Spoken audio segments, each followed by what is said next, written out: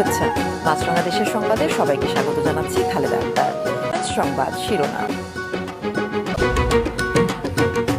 বিভিন্ন জেলায় ভোটারের দ্বারে প্রার্থীরা, চট্টগ্রাম, ফেনী, কুমিল্লায় তারেকের সফর ঘিরে প্রস্তুতি।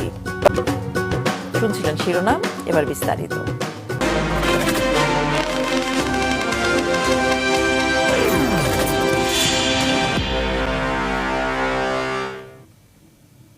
নির্বাচনী প্রচারের তৃতীয় দিনে ব্যস্ত সময় পার করছেন প্রার্থীরা। ভোট প্রার্থনায় ভোটারদের দ্বারে দ্বারে যাচ্ছেন তারা। দর্শক, নির্বাচনী প্রচার, গণসংযোগ আর আইন শৃঙ্খলা পরিস্থিতি নিয়ে কিছুক্ষণ আগে জানিয়েছেন আমাদের সহকর্মীরা। আসন্ন ত্রয়োদশ জাতীয় সংসদ নির্বাচনকে কেন্দ্র করে কুমিল্লার 11টি নির্বাচনী এলাকায় বিভিন্ন দলীয় এবং স্বতন্ত্র প্রার্থীদের প্রচারণায় সরগরম হয়ে উঠেছে। ইতিমধ্যেই জেলার বিভিন্ন এলাকায় সকাল সন্ধ্যা প্রার্থী এবং প্রার্থীর কর্মীরা কিন্তু গণসংযোগ, লিফলেট বিতরণ সহ বিভিন্ন প্রতিশ্রুতি দিয়ে যাচ্ছেন। এদিকে নির্বাচনী প্রচারে রাতে চট্টগ্রাম যাচ্ছে বিএনপি চেয়ারম্যান তারেক রহমান। কাল পলো গ্রাউন্ড মাঠে সমাবেশে যোগ দেবেন তিনি। সেখান থেকে যাবেন ফেনী ও কুমিল্লায়।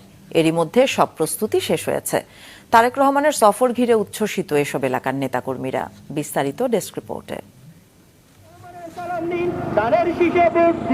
২০ বছর পর চট্টগ্রামে যাচ্ছেন বিএনপি চেয়ারম্যান তারেক রহমান। আজ রাতে চট্টগ্রামে পৌঁছাবেন তিনি। আগামীকাল নগরীর পলো গ্রাউন্ড মাঠে সমাবেশে যোগ দেবেন। দলের পক্ষে ভোট চাইবেন তিনি। চট্টগ্রামে সমাবেশ শেষে তারেক রহমান যাবেন তার নানাবাড়ি ফেনীতে। যোগ দিবেন ফেনী সরকারি পাইলট হাই স্কুল মাঠের জনসভায়। এই মঞ্চে তিনি ফেনী, নোয়াখালী ও লক্ষ্মীপুর জেলার ধানের শীষের প্রার্থীদের পরিচয় করিয়ে দেবেন। তারেক রহমান ফেনী থেকে যাবেন কুমিল্লায়। সেখানে তাকে বরণ করে নিতে প্রস্তুত নেতাকর্মী, সমর্থকরা।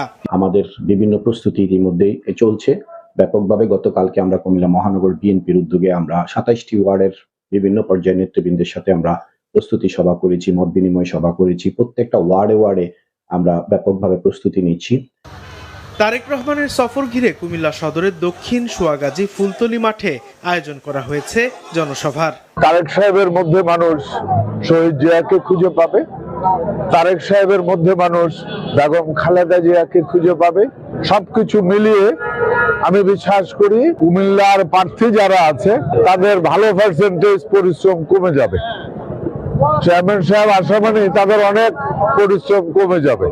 কুমিল্লার ইতিহাসে যত সমাবেশ হয়েছে তার মধ্যে এটা সবচেয়ে বড় সমাবেশ হবে। নির্বাচনের ঠিক আগে তারেক রহমানের সফর তৃণমূল বিএনপিকে আরো সুসংগঠিত করবে বলে মনে করছেন রাজনৈতিক বিশ্লেষকরা। মাছরাঙা নিউজ ডেস্ক। দর্শক, এবার যাচ্ছি কুমিল্লায়। ফুলতলি মাঠে তারেক রহমানের নির্বাচনী জনসভার প্রস্তুতি নিয়ে জানাতে যোগ দিচ্ছেন জেলা রিপোর্টার জাহাঙ্গীর আলম ইমরুল।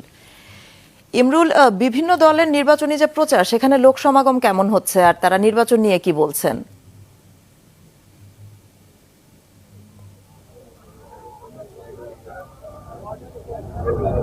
যে খালেদা, আপনি জানেন যে কুমিল্লা 11টি নির্বাচনী এলাকায় সংসদীয় আসন রয়েছে। এর মধ্যে কুমিল্লার দক্ষিণে 6টি আসন এবং উত্তরে 5টি আসন।